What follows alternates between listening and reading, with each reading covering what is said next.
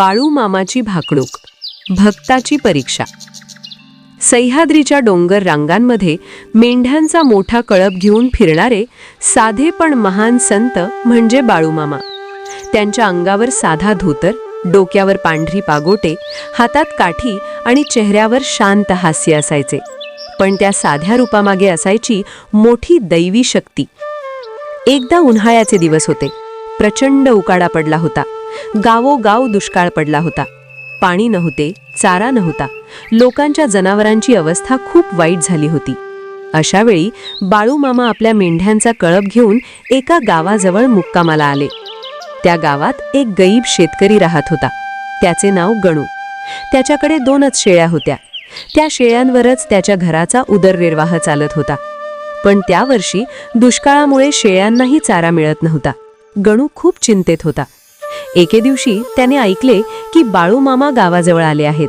तो मनात म्हणाला, मामा संत आहेत, त्यांच्या कृपेने माझं काहीतरी भलं होईल. तो नम्रपणे मामांच्या भेटीला गेला.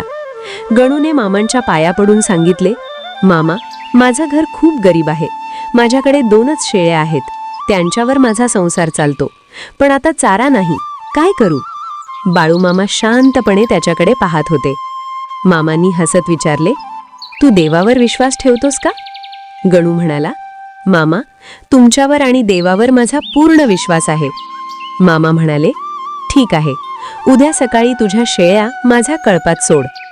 गणू थोडा घाबरला, कारण मामांच्या कळपात हजारो मेंढ्या होत्या. त्याला वाटलं माझ्या 2 शेळ्या हरवतील. पण त्याने मामांवर विश्वास ठेवला. दुसऱ्या दिवशी सकाळी त्याने आपल्या 2ही शेळ्या मामांच्या कळपात सोडल्या. दिवसभर कळप डोंगरात फिरला. संध्याकाळी कळप परत आला. मामांनी हाक मारली, गणू, तुझ्या शेळ्या घेऊन जा.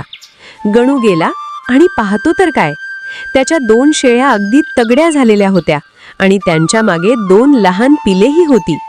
गणू आश्चर्यचकित झाला. तो मामांच्या पाया पडून म्हणाला, मामा, हा चमत्कार कसा?